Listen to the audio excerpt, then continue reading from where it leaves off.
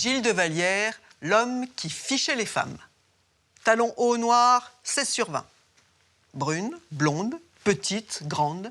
Il les répertoriait dans d'énormes classeurs. 4200 photos volées, prises depuis un œilleton qu'il avait découpé sur la fenêtre de sa chambre. Au milieu de ses cours de chimie, il y avait aussi des BD porno et sadomaso. Des scènes qu'il a reproduites sur ses victimes, des petites filles d'Annemasse en Haute-Savoie, 5 au moins. Quand il a tué Sophie, une enfant de 10 ans, il avait 18 ans et il passait son bac. Quelques jours après le meurtre, il s'est confié à son journal intime. « Eh bien, ça ne va pas trop mal pour moi. » Annemasse, à 2 pas de Genève et du lac Léman. Il est 4h30 ce 13 mars 1986, c'est la sortie de l'école. La mère de Sophie travaille dans son cabinet médical. Comme tous les jours, elle passe un coup de fil à sa fille de 10 ans pour s'assurer qu'elle est bien rentrée. Il est 5h10 et le téléphone sonne dans le vide.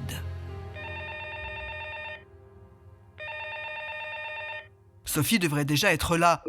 Heureusement, Guillaume, son frère de 13 ans et son copain Jérôme doivent arriver d'un instant à l'autre. J'ai sonné à la porte parce que normalement ma petite sœur devait être rentrée depuis déjà plus d'une demi-heure. Ma sœur était prudente et elle fermait systématiquement la porte derrière elle. D'ailleurs, pour qu'elle n'oublie pas, ma mère lui avait affiché un mot en grande taille à l'arrière de la porte. Les personnes n'ayant répondu, je me suis servi de ma clé pour rentrer dans l'appartement. Et c'est là que mon ami m'a fait remarquer sur une console qui se trouvait à gauche de l'entrée, un coupe-papier qui était posé là, que je n'avais jamais vu. On a joué avec d'ailleurs, et on a plaisanté là-dessus en disant attention aux empreintes. Les 2 garçons remarquent aussi des flaques d'eau sur le carrelage de l'entrée. Mais ils ne s'attardent pas sur ce détail, le téléphone sonne. Alors Guillaume conduit son copain dans sa chambre et court répondre. Le temps que je fasse 2 pas, j'ai vu sortir un individu de la chambre de ma mère qui m'a croisé très calmement et qui m'a posé la question « Elle n'est pas rentrée, Sophie ?» Guillaume a fait, je ne sais pas, on était un peu ébahis de la question. J'ai pensé qu'il devait y avoir une bonne raison pour que cet individu soit là. Alors, ça pouvait être le grand frère d'une amie de ma sœur, pourquoi pas. Ça aurait pu être un livreur quelconque. Tout s'enchaîne très vite. Le mystérieux visiteur tourne les talons pendant que Guillaume décroche. À l'autre bout du fil, sa mère est folle d'angoisse. Je lui demande qui est ce type qui se promène dans l'appartement. Et elle a cru d'abord à une blague. Et à ce moment-là, j'ai pensé que il pouvait s'agir d'un cambrioleur. Sophie n'est toujours pas là. Du coup, Guillaume et Jérôme font le tour de l'appartement.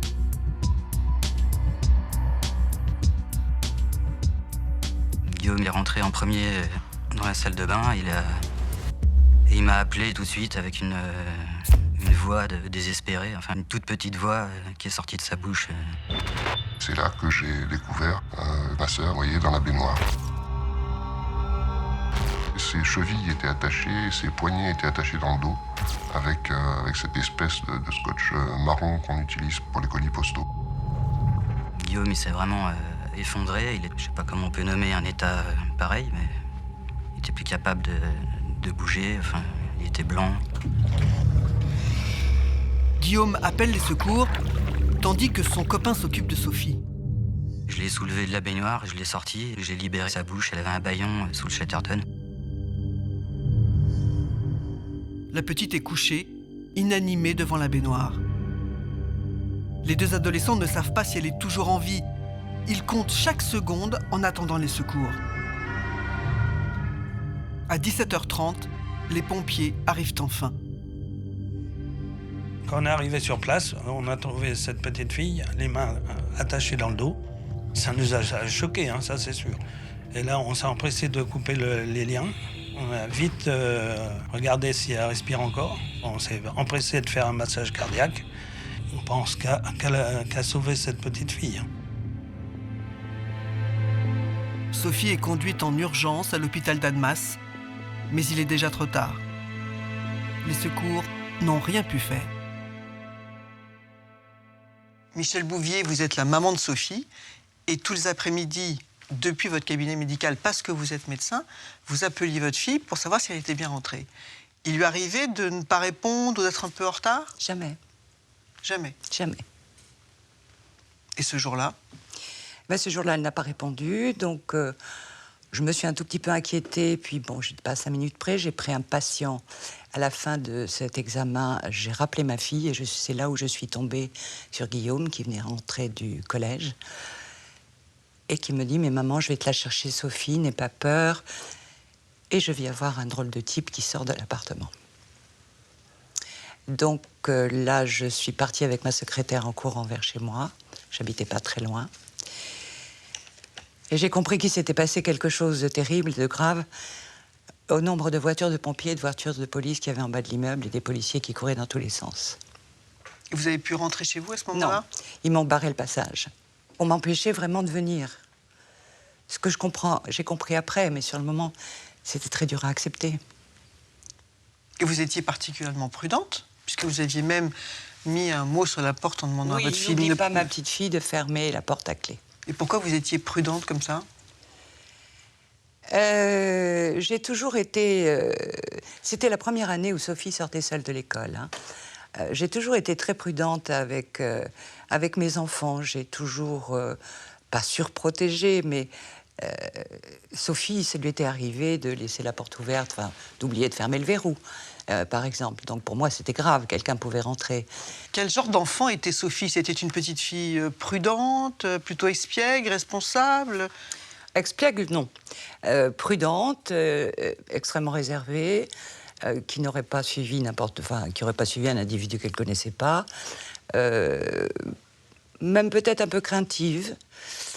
Donc, je me faisais pas de soucis. Je savais qu'elle partirait pas toute seule hors de l'école pour aller faire des courses ou regarder des magasins, qu'elle rentrerait directement chez elle. Je n'avais pas de problème avec ça. Est-ce que vous aviez remarqué un homme, je sais pas moi, qui rôdait autour de chez vous? Absolument pas. Absolument pas. Vous n'aviez absolument rien remarqué? Absolument pas. Et vous n'avez pas pensé à quelqu'un qui pourrait vous en vouloir à vous? Non. Par exemple, un patient? Ou... Non, on m'a posé la question, non, absolument pas. Donc face à ça, vous n'avez aucune piste, aucun renseignement à fournir aux enquêteurs.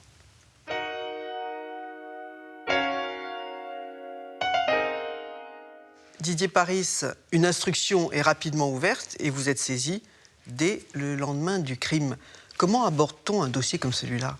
Ce qui est très important, c'est d'aller très vite, très loin, partout où on pense que les pistes sont possibles, de fermer les portes et au fur et à mesure de vérifier les constats matériels, les expertises, les enquêtes de personnalité immédiate autour de Sophie, sa vie, son milieu scolaire, ses habitudes, et puis évidemment l'enquête de proximité, l'immeuble, le quartier, et ensuite Annemasse. C'est un de vos dossiers prioritaires?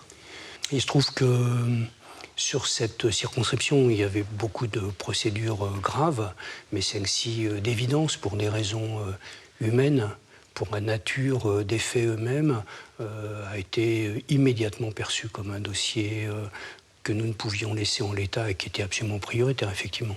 Le corps de la petite Sophie a été autopsié. Elle est d'évidence morte par noyade. Est-ce qu'elle a été violée? Non. Par contre, elle a fait l'objet d'attouchements de nature sexuelle. Les hommes de la PJ d'Annecy ont une priorité. Retrouver le mystérieux visiteur, l'homme que Guillaume et son copain ont croisé dans l'appartement. Le soir du crime, les garçons ont été entendus longuement au commissariat. Ils ont ébauché un portrait robot. Ils vont maintenant le peaufiner avec les inspecteurs de la PJ. Un moment délicat, les deux principaux témoins ont 13 ans et ils n'ont vu le suspect que quelques secondes. C'est des enfants, et donc il fallait faire avec. La surprise déjà, de trouver quelqu'un dans l'appartement. C'est pas quelqu'un qui vous regarde durant un bon moment de temps, qui vous voit, qui... Là, c'est fugitif, c'est rapide. Hein. On est persuadé qu'il y a un effet émotionnel qui peut peut-être aussi transformer la vision des choses ou la détériorer. Face aux inspecteurs, Guillaume et Jérôme rassemblent leurs souvenirs et réussissent à faire une description très précise de l'homme qu'ils ont croisé. Il était mince, des lunettes en écaille. J'ai conservé un très bon souvenir de son visage. Il était blond, avec le teint très clair. Il avait l'air d'avoir à peu près 25 ans, un grand échalas très mince. Mais il portait des vêtements qu'on aurait plutôt portés à l'âge de 50 ou 60. C'est des vêtements de retraités un peu démodés, presque un peu années 70, avec des couleurs dans les marrons. Les policiers disposent donc d'un portrait robot. Ils retournent chez Sophie pour tenter d'y relever de nouveaux indices. La veille, les policiers d'Annemasse ont saisi le fameux coupe-papier posé sur le guéridon de l'entrée. Mais il est pratiquement inexploitable. Et il y avait une trace papillaire incomplète sur la lame du coupe-papier. On avait pensé que l'auteur des faits avait procédé à un nettoyage pour effacer toute trace de son passage. Les policiers devront se contenter de cette demi-empreinte digitale. Car dans la salle de bain, malgré les relevés à la poudre noire un peu partout, il n'y a pas une trace de doigt exploitable. Les secours ont piétiné la scène de crime. C'est sur le linge que la police scientifique a un peu plus de chance. Il y avait une serviette de toilette roulée avec visiblement des traces de sperme. Sachant qu'à l'époque, on n'avait pas encore les techniques de recherche ADN. Hein. Les traces de sperme ne font donc pas avancer l'enquête. Tout ce dont les policiers disposent pour l'instant, c'est de l'étrange attirail que l'assassin de Sophie a laissé derrière lui. Il y a des ficelles avec laquelle la petite a été attachée, c'était des ruflettes de rideau, me semble-t-il. Un bâillon qui a été trouvé dans la bouche de la petite par les sauveteurs. Il s'agit d'un morceau de caleçon. Il y a du sparadrap, il y a du papier collant, d'emballage. Donc tout ça a été saisi. La moisson des enquêteurs est maigre, d'autant qu'on retrouve ce type de matériel dans n'importe quelle boutique de la ville. Mais le commandant a une impression de déjà-vu. Il connaît bien Annemasse et cette affaire lui rappelle quelque chose. Très rapidement, on fait effectivement un rapprochement. On a eu au mois de juin 85, c'est-à-dire 8 mois avant, une agression d'une petite fille de 8 ans. On a des éléments matériels qui sont les mêmes. C'est du scotch, du sparadrap, enfin des moyens de neutraliser des individus. La petite fille s'appelle Angélique. À l'époque, son agression n'avait pas fait beaucoup de bruit. Mais après celle de Sophie, un journaliste de France 3 se lance sur cette affaire et retrouve la mère. Ce n'est pas la première fois que des fillettes sont agressées à Annemasse. La maman, qui habite pas très loin des lieux du crime, raconte ce qui est arrivé à sa petite fille voici quelques mois. C'est un miracle si l'enfant est encore en vie aujourd'hui. Votre petite fille aussi avait été inquiétée. On l'attendait à la sortie d'école. Enfin, c'était prémédité quand même, parce que j'attendais ma petite fille à 11h30, la voyant pas arriver, midi moins le quart, parce que je jette donc les clés de ma terrasse. Et il était midi moins le quart, midi moins 10, la voyant pas arriver, je m'inquiétais quand même. Angélique a croisé son agresseur le 21 juin 85, alors qu'elle prenait l'ascenseur pour rentrer chez elle. L'homme a appuyé sur le bouton du sous-sol et entraîné la petite dans le local à poubelle. Il va à ce moment-là lui ligoter les mains derrière le dos.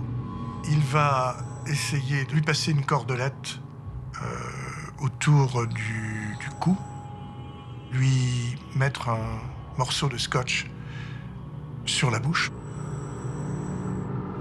Il va ensuite découper les vêtements du haut avec une paire de ciseaux.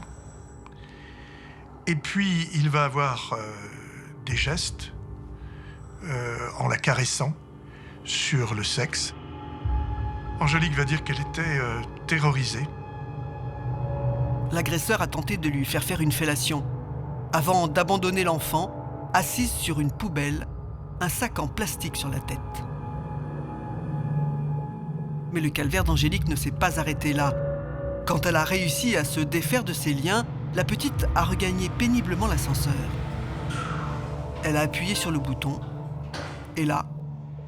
La cordelette qui reliait le cou d'Angélique va se coincer dans la porte d'ascenseur, ce qui empêchera l'ascenseur de monter plus haut et ce qui va le stopper net. Cette corde pouvait vraiment l'étrangler, absolument. Cette corde, si l'ascenseur s'était arrêté un tout petit peu plus haut, Angélique aurait été tuée. Ce jour de juin, Angélique a bien failli mourir. Les policiers ont pensé qu'il s'agissait d'une agression isolée. Sans indice, l'enquête n'avait rien donné. C'est une petite fille qui avait 8 ans. On n'avait pas pu, à l'époque, établir de portrait robot. Elle était jeune, elle avait été choquée, elle n'était pas assez observatrice, on n'avait pas assez d'éléments objectifs pour établir un portrait robot. 9 mois plus tard, après la mort de Sophie, les policiers ont la conviction que les 2 petites ont été agressées par le même homme. Un pédophile qui a frappé 2 fois en moins d'1 an et qui rôde dans les rues d'Annemasse. 2 questions obsèdent les policiers. L'homme a-t-il déjà fait d'autres petites victimes et va-t-il s'arrêter là ? 40 policiers sont détachés du commissariat de Lyon pour prêter main forte aux enquêteurs. Des hommes sillonnent la région pendant que leurs collègues passent en revue toutes les plaintes qui pourraient se rapprocher de leur affaire. Et ça paye. 3 mois avant le meurtre de Sophie, une autre petite a été agressée dans le coin, Stéphanie. L'enfant a 12 ans, elle aussi rentrée de l'école. C'était le 14 décembre 85.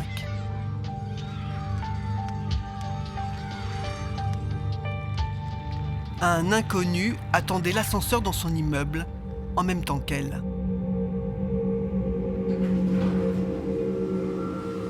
Un mec classique, gringalet, fin. Si c'est quelqu'un qui m'avait fait peur à ce moment-là, je ne serais pas rentrée dans l'ascenseur.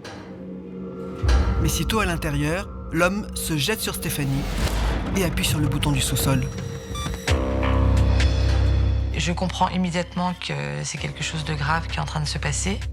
Je me dis juste que voilà, ça va lui passer et puis qu'il s'est trompé de personne. Arrivé au sous-sol, le cauchemar continue. L'homme est violent. Stéphanie se débat et hurle. Il me répète que si je crie, il va me tuer. Et que si je crie pas, il me fera rien de mal. Donc, bien évidemment, je le crois pas parce qu'il me fait déjà du mal. L'agresseur ramasse un morceau de miroir et l'appuie sur le cou de Stéphanie. Il la menace de mort et la force à rentrer dans une cave dans laquelle se trouve un vieux matelas. Il a commencé à me bâillonner, donc là, il m'a mis quelque chose dans la bouche, puis du scotch sur les yeux. Et je sentais qu'il était il était très excité. Je me débat, j'essaie de crier. Enfin, je pense qu'à ce moment-là, ça le stresse beaucoup et que du coup, il s'énerve. Il a essayé de m'étrangler. Je me dis que je vais mourir et qu'il faut que j'essaye à tout prix d'échapper. L'homme serre Stéphanie à la gorge d'une main et lui recouvre le nez et la bouche de l'autre. Stéphanie est à bout de force. Je décide d'abandonner et de me retrouver morte. Où j'étais complètement en apnée, je respirais plus. À ce moment-là, je sens que qu'il lâche le truc. C'est pour ça que j'attends. Et quelques minutes après, quand j'ai rouvert les yeux, il n'était plus là. Il a cru que j'étais décédée, donc il est parti. À 12 ans, Stéphanie vient d'échapper à la mort dans des conditions extrêmement traumatisantes. Elle a fait preuve pour son âge d'une résistance peu commune. Et le fait qu'elle ait feint cet évanouissement, sans conteste, lui a sauvé la vie. L'agression de Stéphanie n'a rien d'un hasard. Tout avait été préparé dans les moindres détails. Tout était prêt, puisque lors des constatations, ils ont vu qu'il y avait des morceaux de scotch coupés, découpés déjà, collés sur les murs de la cave. Tout était prêt. Les policiers présentent alors à Stéphanie le portrait robot établi par Guillaume et son copain. La petite n'hésite pas un instant, c'est bien lui. C'est l'image de cet homme à qui on donnerait le bandu sans confession. Enfin, je veux dire, c'est un monstre caché. Cette fois, c'est sûr, Angélique, Stéphanie et Sophie ont toutes été victimes du même homme. Un prédateur qui passe à l'acte sur un rythme soutenu et qui a déjà tué une fois. À ce moment-là, notre crainte, à l'évidence, c'est qu'il commette d'autres actes, à savoir qu'il agresse et prenne la vie à de nouvelles petites victimes. Monsieur le juge, quel rapprochement faites-vous entre ces trois affaires? Les agressions sont systématiquement des agressions dans des lieux clos à partir d'un dispositif de surveillance préalable. Et il y a d'évidence des éléments de préparation. Il y a un matelas. Il y a un matelas, il y a des scotch qui sont préparés à l'avance, des liens qui sont préparés à l'avance. Mais en tout cas, ce qui est très net, c'est la volonté d'entraver les victimes, la volonté de les mettre en domination. Les trois victimes se ressemblent physiquement? Oui. Il s'agit de jeunes filles, préadolescentes, une douzaine d'années, jolies, avec des longs cheveux et, je crois, blonds à chaque fois. Quelle idée, justement, vous vous faites de l'agresseur? Un homme jeune, svelte, avec des caractéristiques physiques banales, si je puis dire.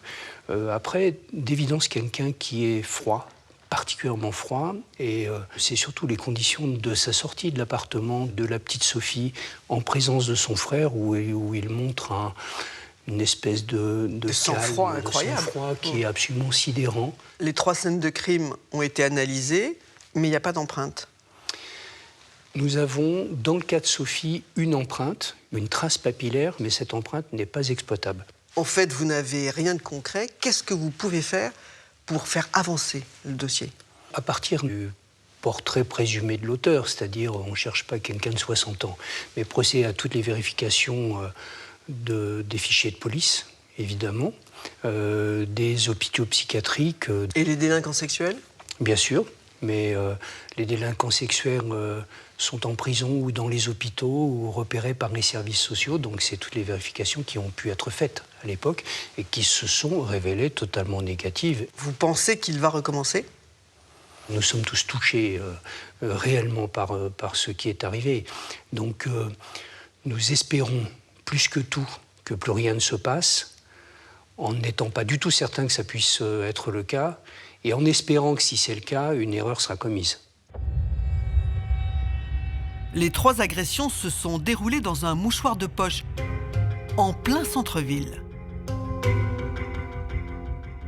Sophie et Angélique habitaient à 100 mètres l'une de l'autre. Stéphanie, à moins d'1 kilomètre.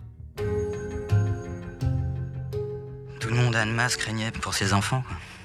Tout le monde installait des verrous, et donc ça parlait que de ça. Tout le monde se croyait potentiellement victime de ce personnage, quoi. Ça rappelle, moins de 2 ans auparavant, l'histoire du petit Grégory Villemain, retrouvé dans la Vologne, également ligoté, pieds et poings. C'est une forme de traumatisme pour la ville d'Annemasse. Qui se cache derrière celui que la presse surnomme désormais le monstre d'Annemasse? L'homme est un méticuleux qui laisse peu de traces derrière lui. Alors les policiers font feu de tout bois. Pourquoi pas en remontant la piste du coupe-papier? S'ils trouvent où il a été acheté, peut-être pourront-ils coincer son propriétaire. Personne n'a pu nous dire qui l'avait acheté. C'était un truc allemand, ça vient n'importe où. Il peut être acheté en Suisse, en France, n'importe où. La piste n'aboutit pas. Mais les enquêteurs ne baissent pas les bras. Ils sont parvenus à identifier le modèle et la marque du morceau de caleçon qui avait servi à bâillonner Sophie. On ne pouvait rien laisser dans l'ombre. C'était pas possible, on n'avait rien. Les renforts policiers écument les boutiques de vêtements, portraits robots en main. Ça a été assez long, puis c'était un caleçon américain. On s'est rendu compte qu'il était vendu en Suisse couramment. Donc bon, on n'a rien trouvé là-dessus.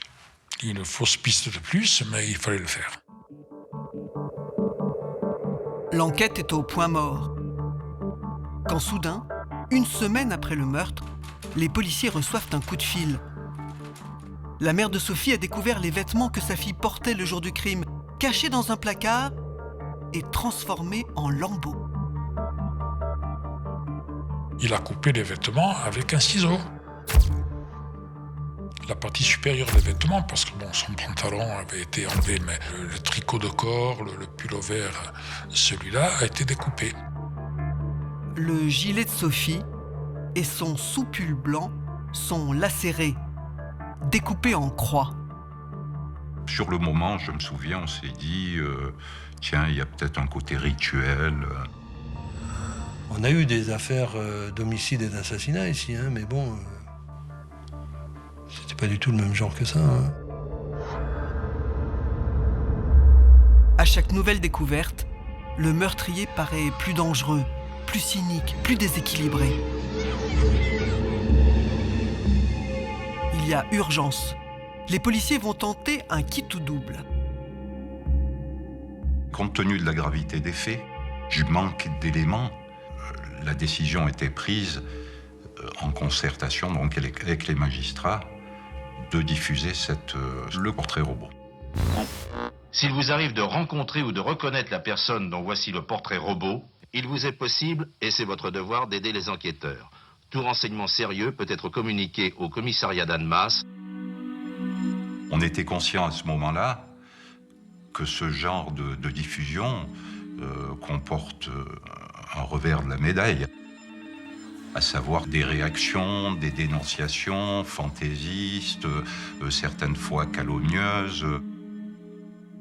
La police sait qu'elle vient de diffuser le portrait robot de Monsieur Tout-le-Monde.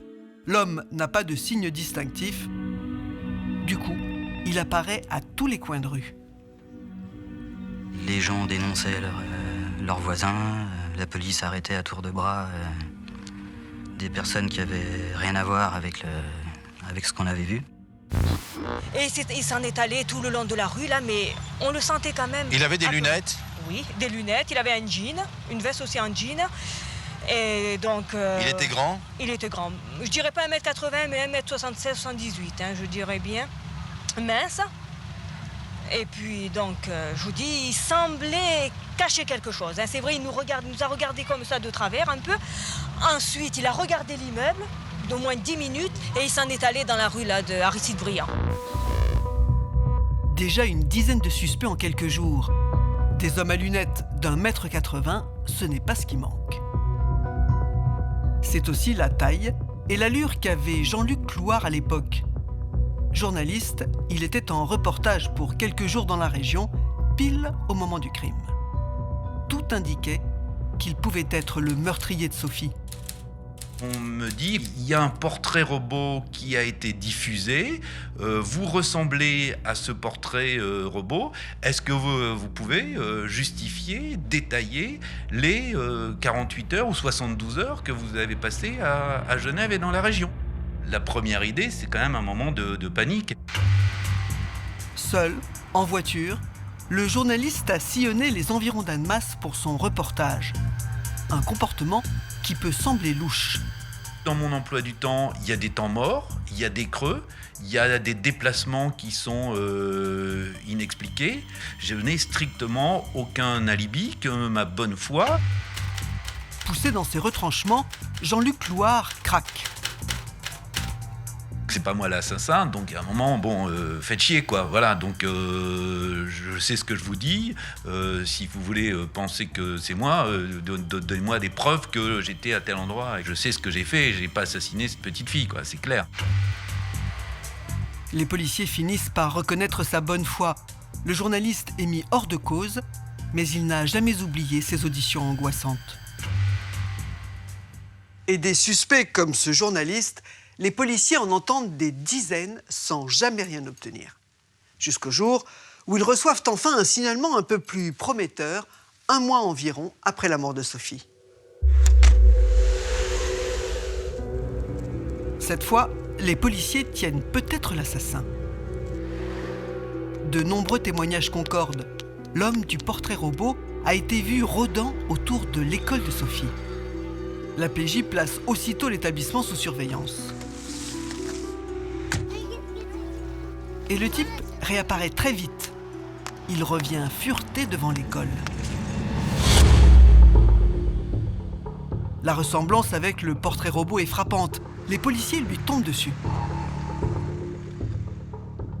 Les gardiens de la paix, sur l'intervention de parents d'élèves, interpellent devant l'école du centre un jeune homme qui semblait surveiller les sorties de l'école. Et effectivement, le portrait robot ressemblait. Bon. Et on lui demande ce qu'il faisait là. Évidemment, il a dit qu'il se promenait. Ah bon. Guillaume et Jérôme sont immédiatement convoqués. On leur demande d'identifier le suspect parmi 4 hommes alignés derrière une vitre sans teint. Même si lui, il nous voit pas, c'est toujours impressionnant, quoi. On a le cœur qui bat à 200, on se dit est-ce qu'on va le voir? Les garçons le traquent. Mais bingo, Guillaume désigne l'homme qui traînait devant l'école. On le place en garde à vue. On lui donne lecture des faits qui étaient visés, à savoir assassinat, tentative de viol. À partir de là, ce garçon est devenu tout à fait anéanti. Il ne pouvait plus rien en faire. Et il ignorait pratiquement où il habitait, complètement perdu. Il était incapable d'aligner 2 mots. Il pleurait. Désarçonné, incohérent, l'homme semble avoir quelque chose à cacher.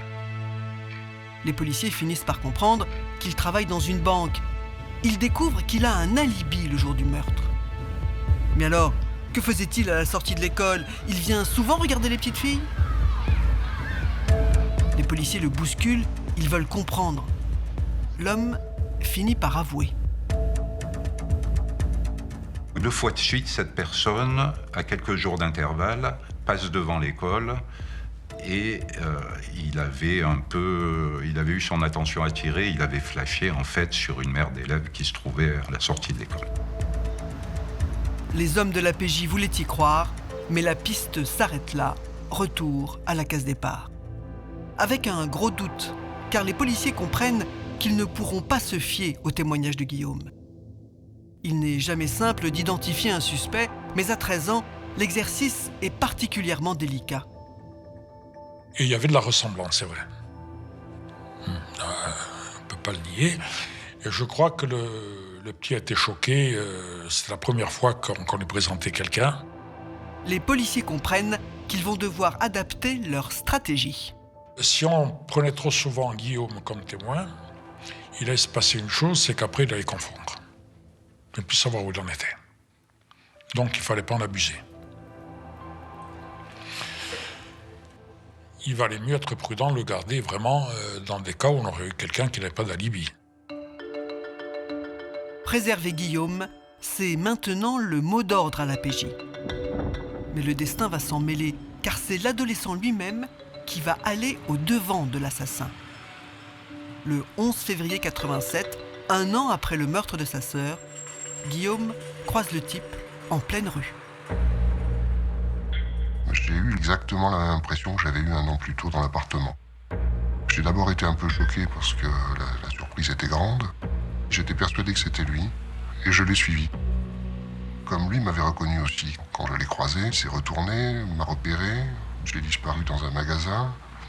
Il a continué son chemin, je le suis ressorti. Il s'est retourné encore une fois. Enfin, ça a duré un certain temps comme ça. Il a fini par pénétrer dans un bar. Guillaume se cache. En voyant que l'homme reste dans le bar, il tente sa chance, il fonce chez lui pour téléphoner à la police. Je pense que 10 minutes après que je l'ai croisé, la police était devant le bar. Les gardiens de la paix sont intervenus immédiatement. Cependant, ils n'ont rien trouvé. Les policiers l'ont manqué de peu. C'est un nouveau coup dur, mais cette rencontre fortuite conforte leur hypothèse de départ. On se dit, c'est quelqu'un d'Annemasse, c'est quelqu'un qui habite Annemasse et qui est toujours sur Annemasse. Je pensais qu'il aurait été suicidaire pour quelqu'un qui avait fait ça, dont le portrait robot était passé dans tous les journaux de la région et même en Suisse, de venir se promener parce qu'il était à moins d'1 kilomètre à vol d'oiseau de l'endroit où il avait assassiné ma sœur. Sitôt après avoir croisé l'assassin, Guillaume vient à la PJ affiner son portrait robot. En 1 an, le meurtrier a quelque peu changé. Il a troqué ses lunettes en écaille pour une paire à monture métallique plus ronde. Il arbore aussi une légère moustache. À la diffusion de ce nouveau portrait robot, les dénonciations reprennent de plus belle. Le portrait robot nous a amené à avoir beaucoup de travail, hein, puisqu'il a fallu, à un moment donné, on en avait tellement, finalement, qu'on faisait ça sur un registre. On devait être au moins à 300. Hein. Ce climat de suspicion, je trouvais qu'il était sain qu'il soit entretenu. Parce qu'au moins, on voyait que l'affaire était toujours suivie de près. Et même la population d'Annemasse, les gens se surveillaient les uns les autres. Et c'était le but, ces portraits robots, justement, pour que quelqu'un reconnaisse la personne qui avait changé de lunettes d'une année à l'autre et qui pouvait correspondre à ce signalement.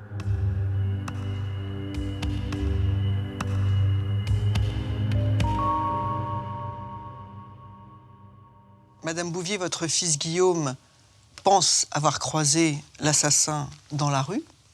J'imagine que c'est insupportable, l'idée que le meurtrier rôde comme ça et vit autour de vous, non? Pas du tout.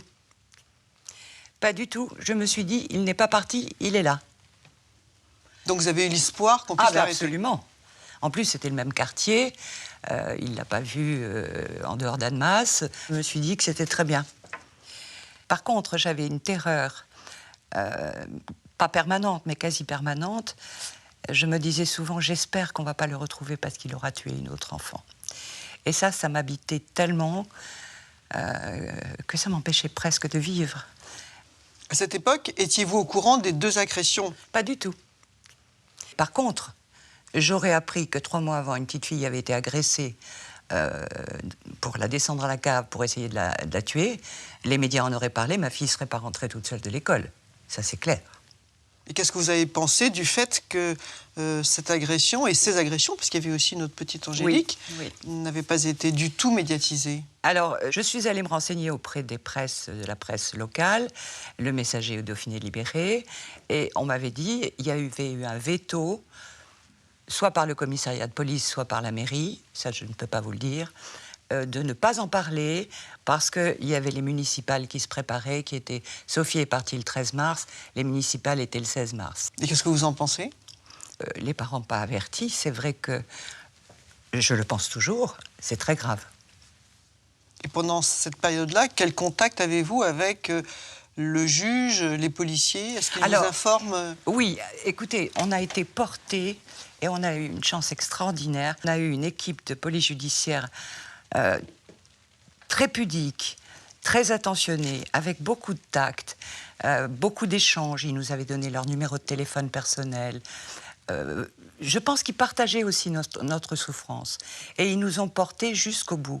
On savait qu'ils n'abandonneraient jamais. Il y avait une empathie, il y avait je vous dis, de l'affection. Et ça jusqu'au bout, on leur a fait confiance. Vous n'avez pas déménagé? Vous avez continué à habiter le même quartier? Oui. C'était là où Sophie avait vécu. J'ai eu l'idée au départ de déménager. Et puis après, je me suis dit non, Sophie était là. On a vécu tous ensemble là.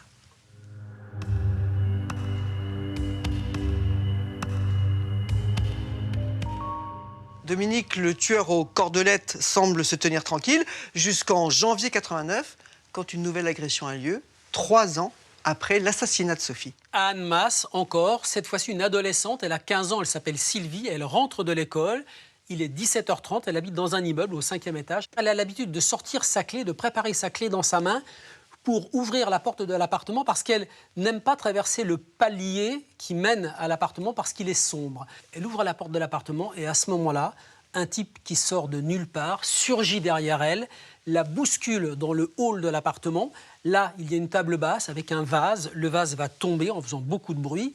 Sylvie raconte qu'elle tombe à la renverse sur la table. L'homme se précipite sur elle, il se penche sur elle. Le reste, elle le raconte sur son procès-verbal, recueilli par la police. L'homme a mis sa main sur ma bouche pour m'empêcher de crier. Dans l'autre main, il brandissait une bouteille contenant un liquide transparent. Je ne sais pas si ses deux mains étaient gantées, mais celle qui était posée sur ma bouche l'était. Il n'a pas parlé, je n'ai pas entendu le son de sa voix. Et j'ai crié 2 fois. À ce moment-là, l'homme va avoir une seconde d'hésitation et il s'enfuit, il dévale l'escalier, il disparaît. Et à quoi il ressemble, cet homme?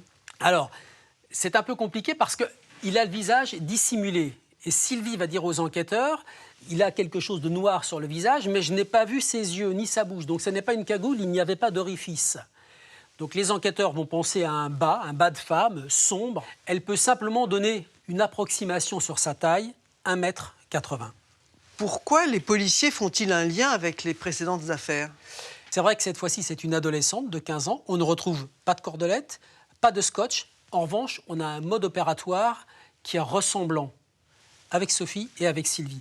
Les enquêteurs sont persuadés que cet homme-là repère ses victimes, qu'il les suit et qu'il les attend. Dans le cas de Sylvie, il était caché dans un local technique qui se trouve sur le palier. Et puis, il y a autre chose qui va intriguer les enquêteurs, c'est que chez Sophie, sur la scène de crime, on n'a trouvé aucune empreinte digitale.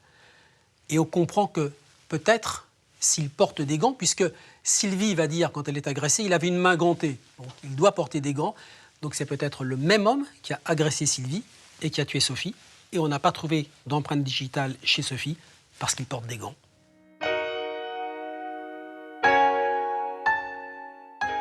Si c'est bien le tueur aux cordelettes qui s'en est pris à Sylvie, cette fois, il a manqué son coup. L'adolescente en est quitte pour une sacrée trouille. Mais ça ne dissuade pas l'assassin et 6 mois plus tard, il passe de nouveau à l'acte.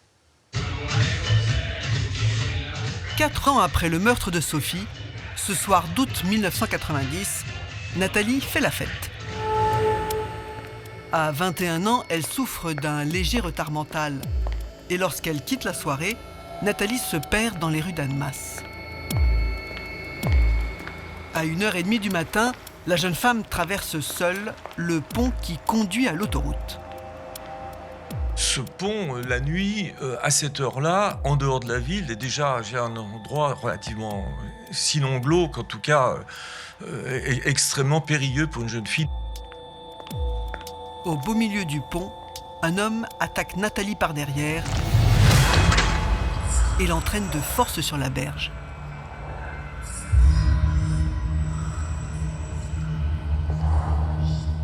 Celui-ci, sous le pont, va la ligoter, va la dénuder.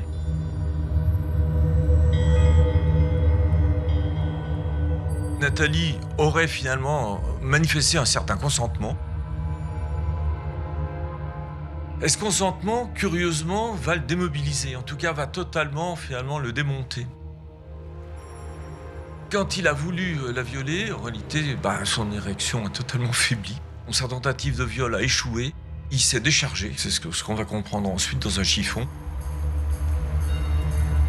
En se laissant faire et en étant consentante, Nathalie a déstabilisé son agresseur. Il l'abandonne nue, ligotée à une table de jardin. Nathalie n'a pas vu son visage car l'homme portait un bas sur la tête, mais elle a repéré qu'il avait un sac à dos. Pourtant, pour les policiers, il s'agit bien du tueur aux cordelettes. Au départ, il aimait les petites filles, et peut-être après, il avait 6 ans après, peut-être qu'après, 5 ou 6 ans après, il a peut-être évolué lui aussi. Toujours est-il, c'est qu'on retrouve toujours le même matériel. Du scotch, des cordelettes, et puis aussi un flacon de verre, comme pour Sylvie. Grâce au témoignage de Nathalie, les policiers vont comprendre de quoi il s'agit. L'auteur lui a collé un linge. Elle nous a dit ça m'a assommé un peu, ça m'a endormi. Par ailleurs, elle avait également une légère abrasion de la lèvre supérieure. C'est ce qui nous a conduit à penser qu'il pouvait s'agir effectivement de chloroforme ou d'éther. Les policiers reprennent leur travail de fourmi dans les pharmacies à la recherche de toute personne ayant acheté du chloroforme. Mais les recherches tournent court. 4 ans d'enquête, 5 agressions. C'est l'impasse totale. Monsieur le juge, 5 agressions. Ces victimes n'ont plus le même profil, en fait. Elles n'ont pas le même âge, mais nous avons affaire à une seule exception près, toujours à de jeunes adolescentes. Et l'exception près, c'est une victime qui est psychiquement fragile, va-t-on dire. Vous pensez que l'assassin a changé ? Les enquêtes de police et les publications de portraits robots l'ont amené à évoluer. Au début, on a affaire à quelqu'un qui prépare beaucoup, qui fait des repérages. Il intervient en plein jour. Le visage découvert. Un visage découvert, certes dans des locaux clos, mais après avoir suivi ses victimes à l'extérieur. Ensuite, j'ai eu le sentiment d'avoir affaire à quelqu'un qui avait plus un comportement de prédateur, plus d'opportunisme. Il intervient à visage masqué, avec une cagoule, des vêtements sombres, il change de look, et il intervient aussi la nuit. En août 90, 4 ans après les faits, l'assassinat de la petite Sophie n'est donc toujours pas résolu, et vous tentez le tout pour le tout. Je décide surtout de faire procéder à des interpellations, surtout la nuit, de toute personne dont les caractéristiques se rapprocheraient plus ou moins. C'est quoi les caractéristiques, précisément ? Notamment un sac à dos, notamment des vêtements sombres, et la présence dans un sac à dos d'éléments, mais encore faut-il interpeller, ouvrir un sac avant de savoir ce qu'il y a dedans. Ça fait beaucoup de monde quand même, oui, les gens qui se baladent dans la rue la nuit avec un sac à dos. déjà tellement de monde. C'était la solution du désespoir un peu ? Il n'y a jamais eu de désespoir.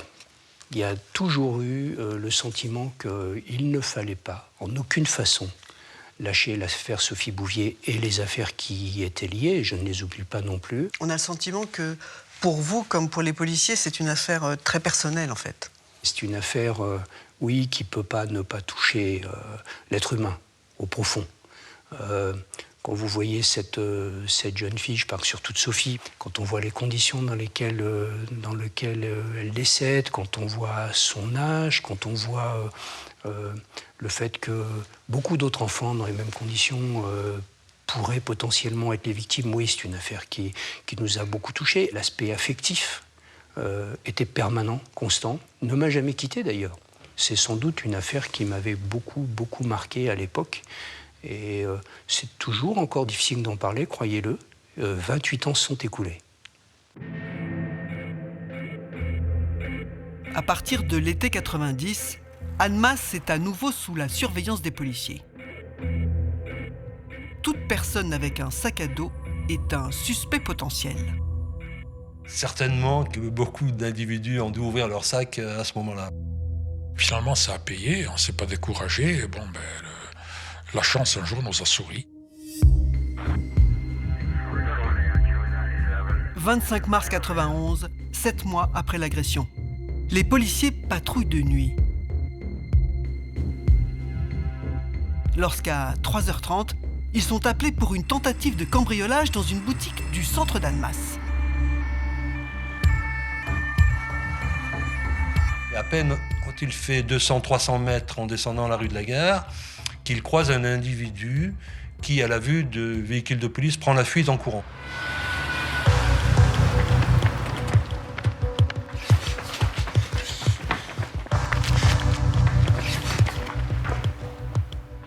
Il l'interpelle. Cet individu a sur la tête un bas, noué et replié. Il porte un sac à dos. Et ils lui ont demandé ce qu'il faisait avec son sac. Et puis évidemment, ils ont ouvert le sac, ils ont trouvé des ficelles, des gants, une bombe lacrymogène ou une affaire comme ça, enfin bref. Tout le matériel qui était signalé dans la note d'attention qu'on avait diffusée très peu de temps avant. Au commissariat, le commandant de permanence ce soir-là interroge le suspect. Je lui demande verbalement ce qu'il fait à 3h30 du matin dans la rue d'Annemasse avec un sac à dos et du matériel hétéroclite dans son sac. Alors bien sûr, j'ai des réponses qui sont complètement irrationnelles ou fantaisistes. Il me raconte qu'il a été agressé précédemment dans la rue d'Annemasse et qu'il est à la recherche de ses agresseurs. Alors je lui demande s'il y a des raisons à ce que ces agresseurs se trouvent dans la rue à 3h30 du matin. Il ne sait pas trop quoi répondre. Il a des réponses évasives qui sont en tout cas pas du tout satisfaisantes. Plus le temps passe, plus le policier a la conviction d'avoir face à lui l'homme après lequel il court depuis 5 ans. En plus, je vois l'individu des visus et je vois son faciès et je trouve une certaine ressemblance, même si le portrait robot de la petite Bouvier a été fait 6 ans avant, je trouve que le portrait robot ajouté à 6 ans d'âge, il y a une certaine ressemblance quand même. Alors il est 3h30 du matin. Fort de cette conviction, j'appelle tout de suite mon collègue Georges Cassiaguera de la police judiciaire d'Annecy. Il m'a dit, écoute, je crois que ça y est, on l'a. L'inspecteur Cassiaguera arrive aux premières lueurs du jour. En découvrant le suspect, il tombe des nues. C'est un individu qui présente bien. Une gueule d'enfant de cœur. Qui se nomme Lucien Gilles de Vallière. Un fils de bonne famille. Âgé de 24 ans, mais il faisait effectivement plus jeune que son âge. Un étudiant qui ressemble encore à un lycéen. Il s'exprime très bien. Il n'a pas l'air d'être affolé, particulièrement perturbé par sa situation. Du jamais vu pour les policiers. L'homme n'est pas mêlé au cambriolage pour lequel il patrouillait. Il est donc tombé entre leurs mains par hasard sur un coup de chance. Avant de poursuivre leur interrogatoire, ils se rendent chez lui dans l'espoir d'y trouver des preuves. Gilles de Vallière habite encore chez sa mère dans le centre d'Annemasse, tout près de l'immeuble de Sophie. Sa chambre est un fatras de carton et de papier. Les policiers font immédiatement une découverte bizarre.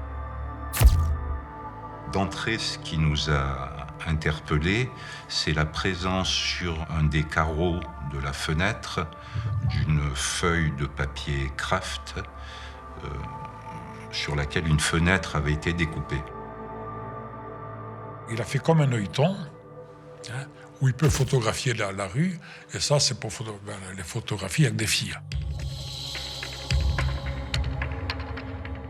Il les photographiait au moment où elles montaient dans leur voiture, où elles descendaient de leur voiture, lorsqu'elles passaient sur le trottoir en bas de chez lui. Il appelait ça des scènes de rue.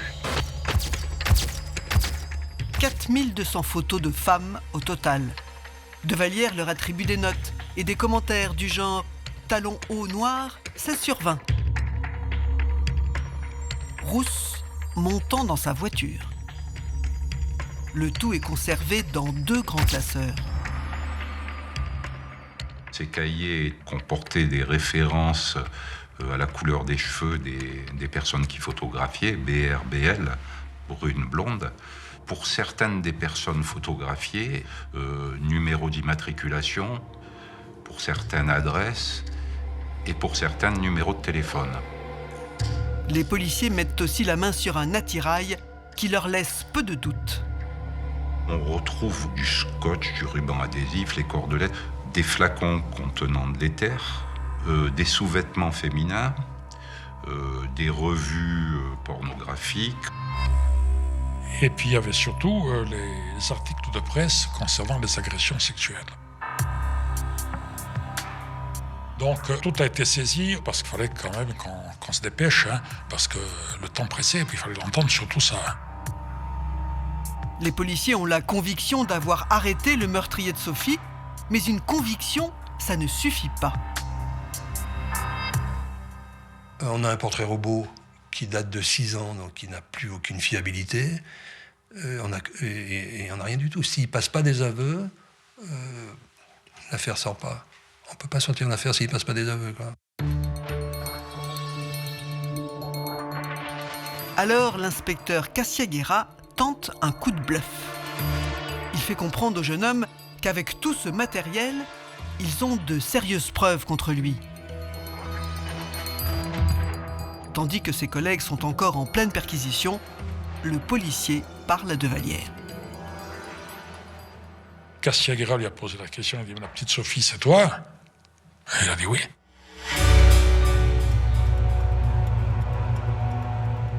Il reconnaît tout de suite les faits, on s'en étonne d'ailleurs. Et il nous dit qu'il a eu peur de prendre une trempe, quoi. Il a eu peur d'être passé à tabac et de prendre une trempe. C'est ça qui l'a fait qu'il a craché tout de suite. Mais parce qu'on n'a pas affaire à un bandit, on n'a pas affaire à un voyou, quoi. On a l'habitude de côtoyer des gens qui sont extrêmement durs à l'interrogatoire. Lui, c'est pas le cas. C'est un gamin de 25 ans qui n'a jamais eu affaire à la police, quoi. Je crois que... on a soufflé, hein. Avec ce qui t'est passé, je crois que... on a peut-être arrêté l'hécatombe, hein. T'as été satisfait, bien sûr.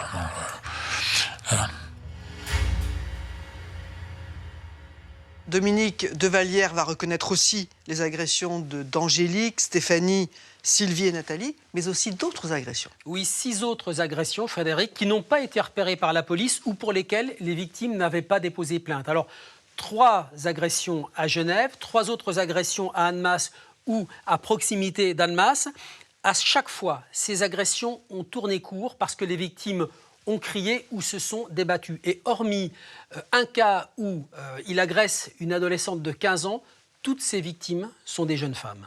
Et en quoi ces agressions étaient-elles différentes ? Parce qu'il y a des agressions au domicile de ces victimes, parce qu'il y a aussi des agressions dans des parkings ou des agressions carrément dans la rue.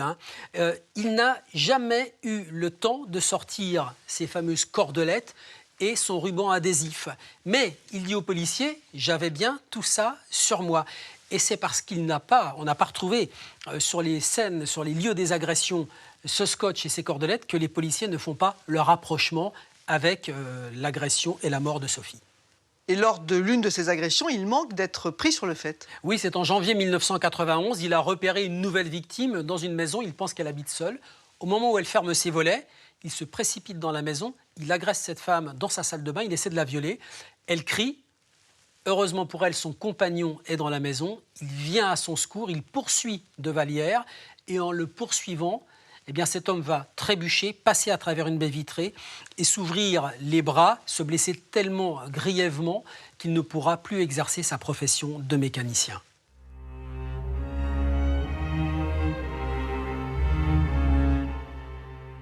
Monsieur le juge, comment Devallière repérait-il ses victimes ? Sophie, par exemple, il vient 3 fois dans les lieux, sur l'immeuble. Déjà, encore faut-il qu'il la repère dans la rue. Et ses propres propos étaient de dire « j'ai vu une jeune fille correspondant et qui m'a séduit ». Donc il la suit. Ensuite, il repère évidemment assez aisément là où elle habite, il repère ses habitudes. Et ensuite, il fait un travail plus local de repérage et de préparation. C'est très exactement ce qui s'est passé chez Sophie, puisqu'il va à l'immeuble, il l'attend. À 2 reprises, il prend l'ascenseur avec elle. Il a même la capacité de connaître son prénom en discutant avec elle.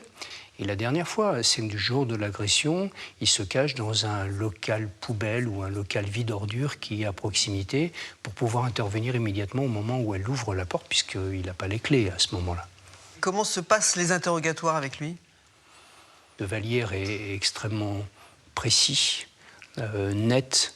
Il a une mémoire, elle date déjà de plusieurs années, mais il a une mémoire totalement infaillible. Vous avez quelqu'un détaché. Vous avez quelqu'un dont je me demandais régulièrement s'il se rendait bien compte qu'il était responsable des faits dont nous étions en train de parler. Et pas seulement de Sophie Bouvier, des autres aussi. Il est froid, il est quoi ? Il est plus que froid. Il a tenu certains propos. J'ai le souvenir de la reconstitution des faits que j'ai tenu à faire sur les lieux. Il m'écrit pour me dire qu'il ne souhaite pas y participer. Je le fais quand même extraire de la maison d'arrêt et amener sur les lieux, c'est le moins qu'on puisse faire.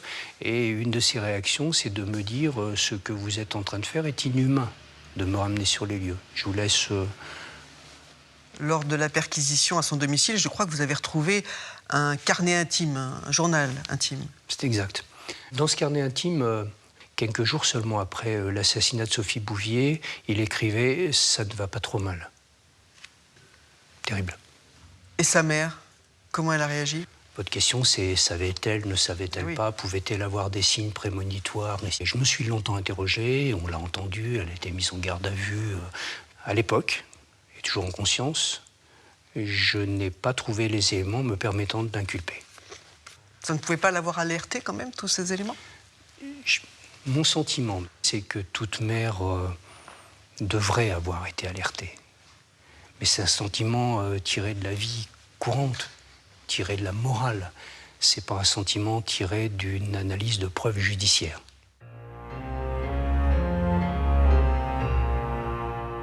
Gilles de Vallière a seulement 24 ans quand il est arrêté.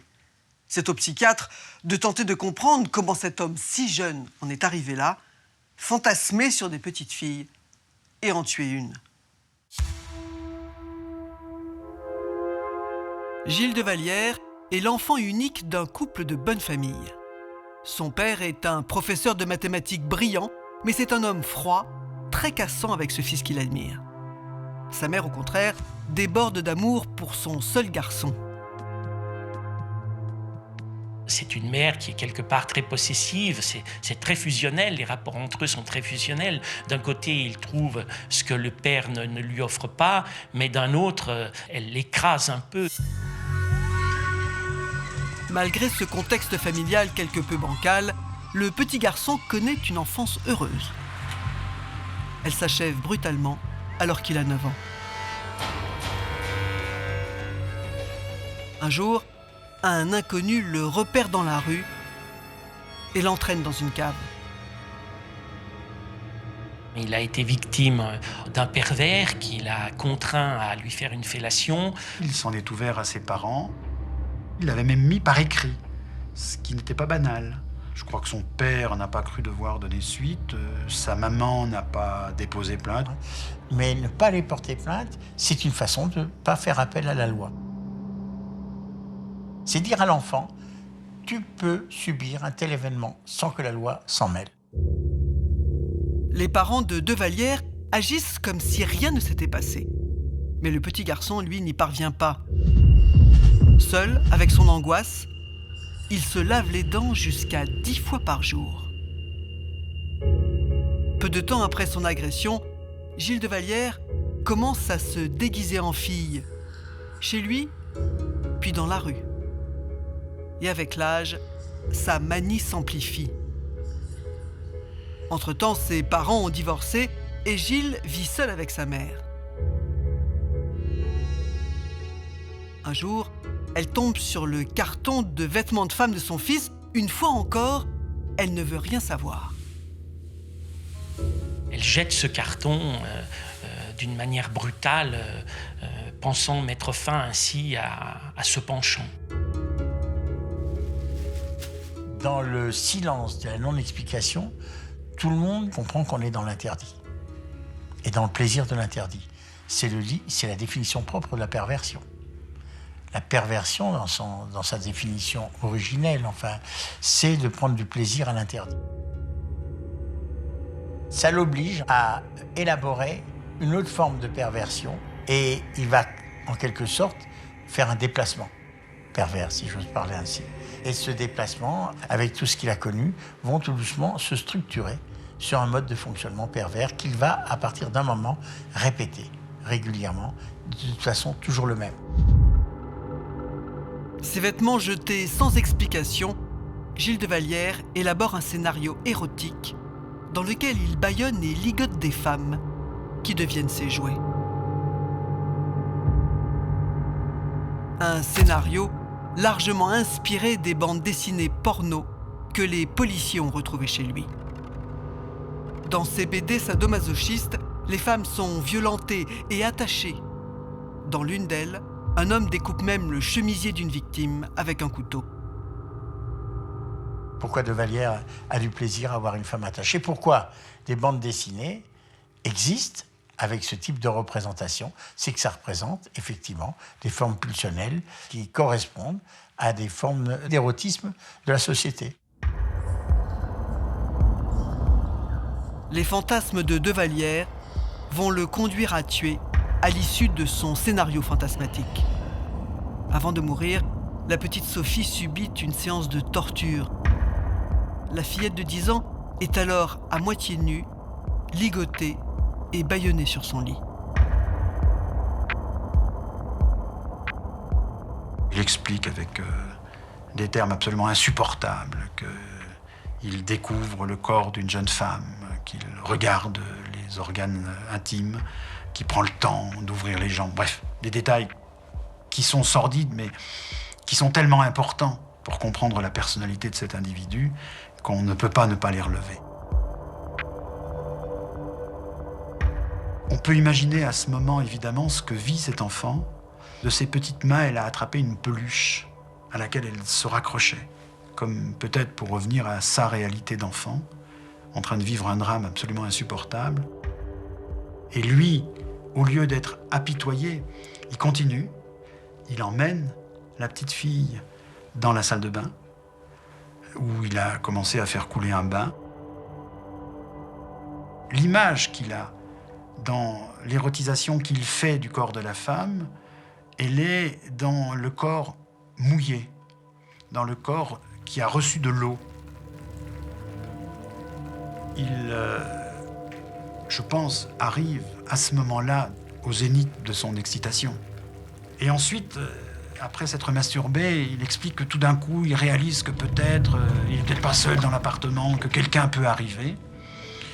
Et là, il va enfoncer, non pas avec les mains, mais avec le pied, la petite fille au fond de la baignoire.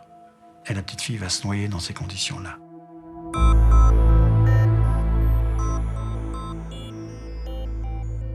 Il dira que ça dure 5 secondes, ça a été sans doute beaucoup plus long que cela. Et la petite fille va décéder dans ces conditions abominables.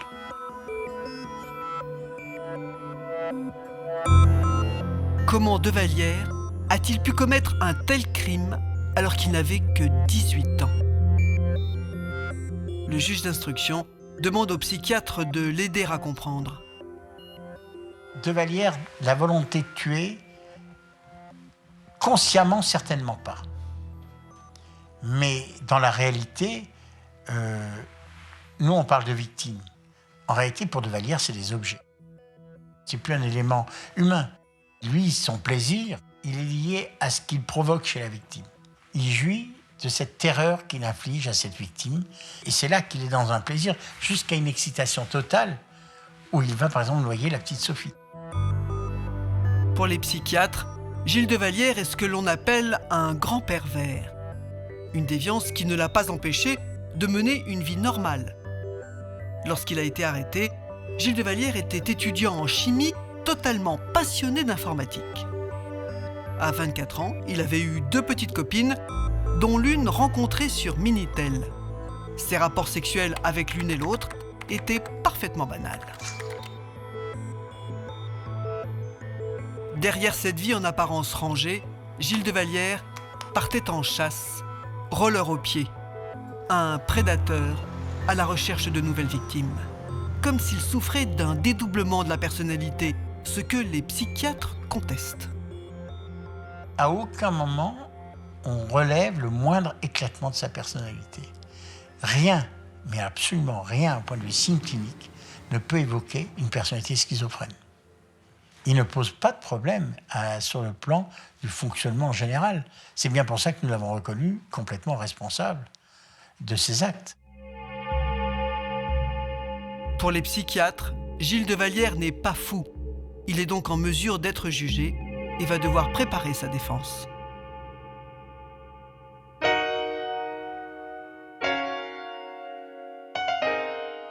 Maître Canet-Fischer, vous devez défendre un accusé très jeune, qui a commis des faits très graves. Comment vous l'abordez? Au début, c'est vrai, il a cherché un peu à m'impressionner. Quand il est arrivé en face de moi la première fois, il m'a dit « Quel effet cela vous fait d'être en face d'un monstre ?» Et moi, j'ai répondu tout naturellement « Pourquoi je devrais avoir peur ?» Puis à partir de là, c'était fini. La relation de confiance s'est instaurée. Il n'est pas froid? Tout le monde le décrit comme quelqu'un d'extrêmement froid. Non, avec moi, c'était même exactement l'inverse.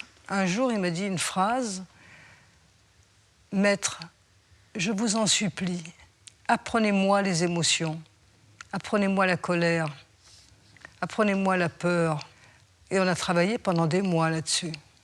Les experts psychiatres se sont beaucoup interrogés sur son cas à coup d'expertise et contre-expertise. Finalement, ils ont conclu qu'il n'était pas schizophrène. Est-ce que vous aviez, vous, des doutes quant à la santé mentale de votre client? Écoutez, je n'avais pas de doute, j'avais une certitude.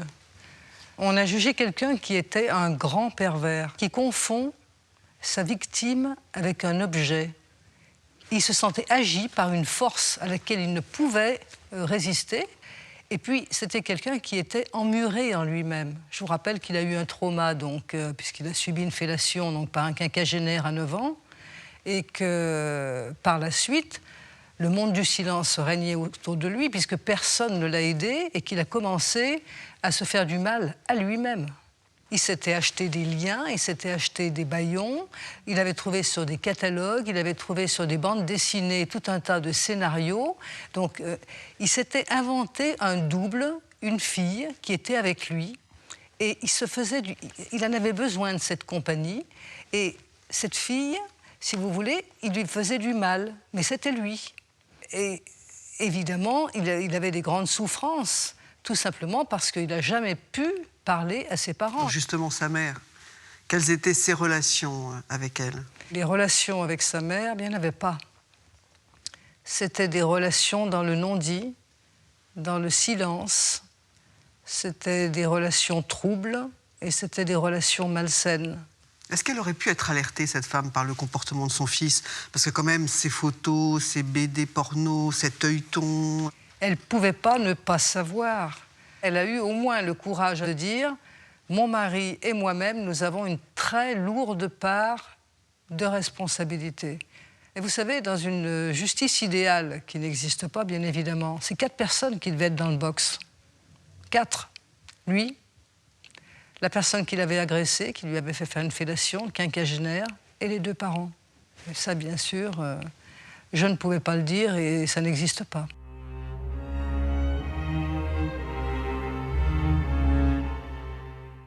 Le 9 décembre 1993, le procès de Gilles de Vallière s'ouvre donc devant la cour d'assises d'Annecy. L'homme a déjà été condamné à 7 ans de prison par le tribunal correctionnel pour 3 agressions avec violence. Il doit maintenant répondre de ses crimes, un assassinat, une tentative de meurtre et un viol aggravé sur Sophie, Stéphanie et Nathalie.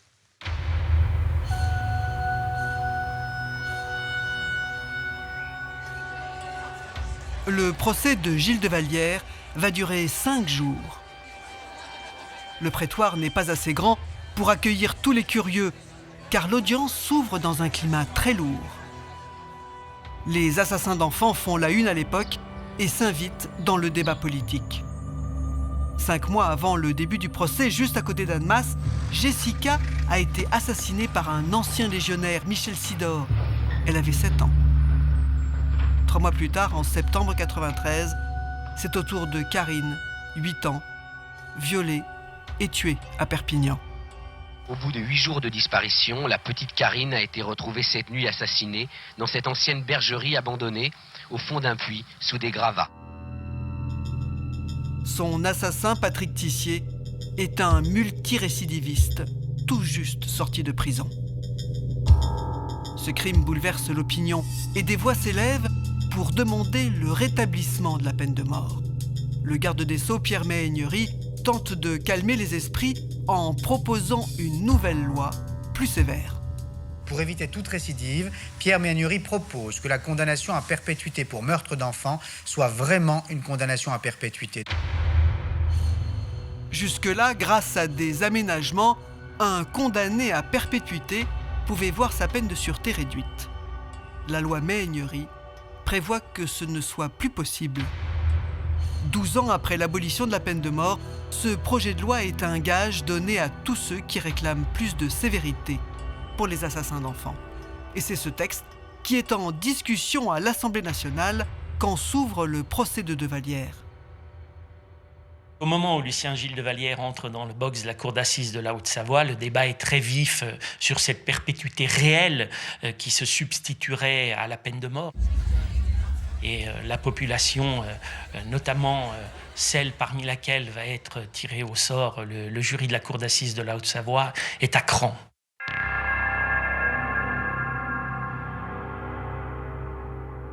Dans ce climat, la défense a 2 cartes en main pour tenter de toucher le jury. L'enfance blessée de Gilles de Vallière et Césaire de fils de bonne famille. Ce garçon de 26 ans a agressé 11 jeunes filles et tué une enfant, mais il n'a pas la tête d'un monstre. C'est un gamin. C'est hallucinant. Lui, c'est vraiment le freluquet. 1m83, si ma mémoire est bonne, 60 kilos, donc il est comme ça. C'était tellement improbable que ce garçon ait pu commettre des faits d'une pareille atrocité. Cette gueule d'enfant de cœur, qui est toujours celle de Vallière, se double d'une grande intelligence. L'un des psychiatres qui l'a interrogé de longues heures en prison a peur qu'il manipule le jury. Du coup, contrairement à ses habitudes, une fois son témoignage terminé, le médecin s'assied au fond de la salle pour écouter les débats. Là, je suis resté, parce que j'avais envie de voir comment allait se passer l'impact de Gilles de Vallière sur la cour. Et quand le président lui demande de raconter le crime de Sophie, il dit qu'il a fait couler de l'eau tiède et pas de l'eau froide. Il a tué cette gamine de 9 ans. Et le seul élément où il se raccroche, c'est qu'il a fait couler de l'eau tiède, comme quoi il a fait attention à Sophie. C'est abominable. J'ai compris à ce moment-là que de Vallière avait montré qui il était. Je suis parti à ce moment-là. Les victimes, elles, espèrent toujours obtenir des réponses aux questions qu'elles se posent depuis si longtemps. Elles vont en être pour leurs frais. On lui a demandé pourquoi il avait immergé ma sœur. Est-ce que ça faisait partie d'un jeu qu'il avait mené avec elle ou est-ce qu'il voulait vraiment l'assassiner? Il a répondu que lui trouvait que l'eau était quelque chose de très érotique et que d'ailleurs il adorait se promener sous la pluie. Donc tout était de ce niveau-là. On aurait dit qu'il déroulait une liste de courses, quoi. Que j'ai fait ci, j'ai fait ça. Tout toujours froid, toujours sans aucune émotion, ni dans la voix, ni dans le regard, ni dans rien, quoi. Derrière les réponses mécaniques de Vallière se dessine le portrait d'un jeune homme que rien n'atteint, parfaitement maître de lui. Son mode de fonctionnement est à ce point pervers que les psychiatres, chose rarissime dans un procès, se montrent catégoriques. En 92, on ne sait pas soigner, guérir une perversion. Et quand c'est un niveau d'un de Vallière, avec sa structuration, avec son obsessionnalisation et avec toute son intelligence, ça donne une personnalité très dangereuse, mais en même temps insoignable.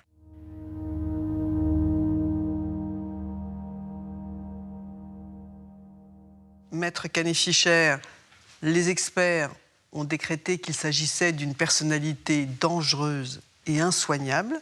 C'est un avis qui vous alarme, j'imagine, quant à l'avenir de votre client. Dans les conclusions des experts, il y a un constat d'impuissance. Nous le déclarons incurable parce que nous ne savons pas le soigner. Il faudrait que les experts français, ce que j'avais dit déjà il y a 22 ans, aillent faire une formation spécialisée pour soigner les grands pervers, ce qui existe au Canada dans des instituts spécialisés. Il avait commencé à se soigner en prison? Il avait commencé une thérapie? Oui, il avait commencé une thérapie à Vars pendant plusieurs mois avec le docteur Ballier. Et cette thérapie, donc, le docteur Ballier avait dit qu'elle commençait à avoir des résultats. Pourtant, son attitude au procès ne vous a pas beaucoup aidé. Mais son attitude au procès, elle est conforme à la personnalité qu'il avait. On ne peut pas soigner quelqu'un en 1 an et demi, c'est évident.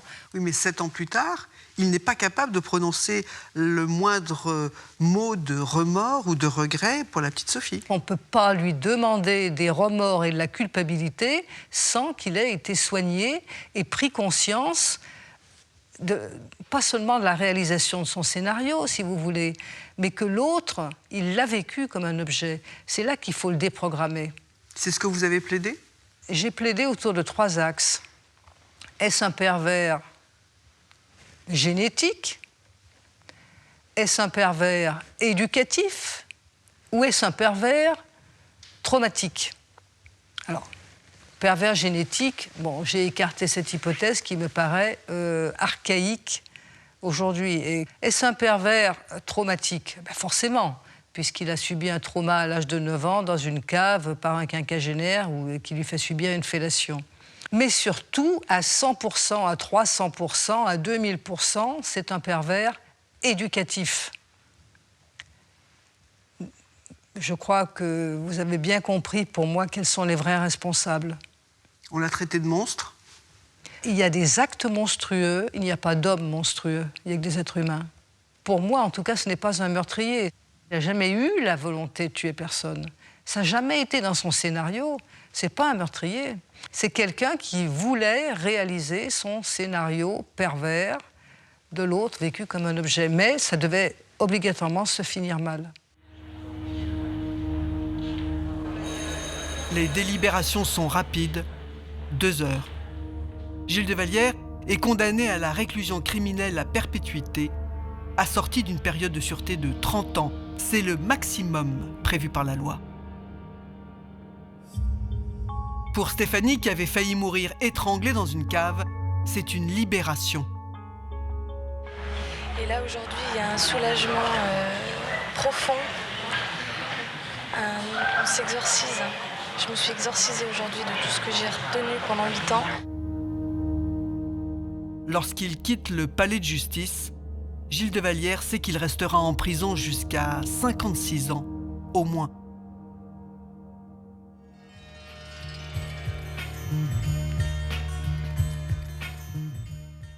Madame Bouvier, quel souvenir gardez-vous de ce procès? Quand le 2e jour, le président du tribunal m'a demandé de venir parler à la barre de Sophie, ce qui m'a été très difficile, je me suis retrouvée avec devant le tribunal une petite table avec les vêtements de Sophie découpés par l'assassin. Ça faisait donc plus de 7 ans que Sophie était partie et les vêtements étaient tout petits. Et là, ça a été une douleur... je ne sais pas comment vous la qualifier, mais ça a été très difficile. Est-ce que vous vous étiez préparé à entendre la voix de cet homme et à le voir? Pas du tout. Cet homme, je l'avais enlevé de ma tête. C'est un monstre qui n'existe pas pour moi. Donc, je ne l'ai jamais regardé au procès. C'est un pervers profond qui n'a pas de sentiments, qui n'a pas d'émotions. C'est un pervers comme on en voit peu. Et qui est incurable. Dans l'état actuel de la science et de la psychiatrie, il n'y a pas de remède pour ce genre de personnes.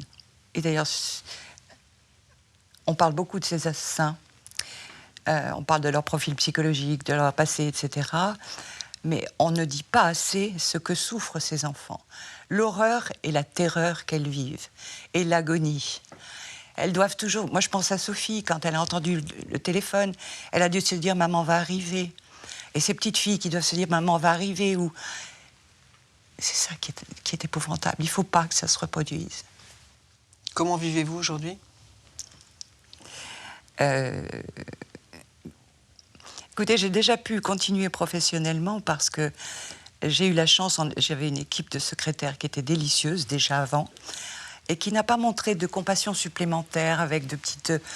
On est resté sur un plan d'humeur égal et ça m'a beaucoup aidé à tenir professionnellement. Et puis j'avais mon fils.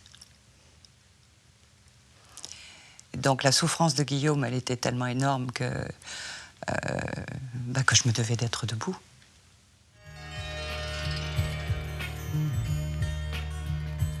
En 1993, l'appel n'existait pas aux assises. De Vallière s'est pourvu en cassation. Sa peine de sûreté a été ramenée de 30 à 22 ans.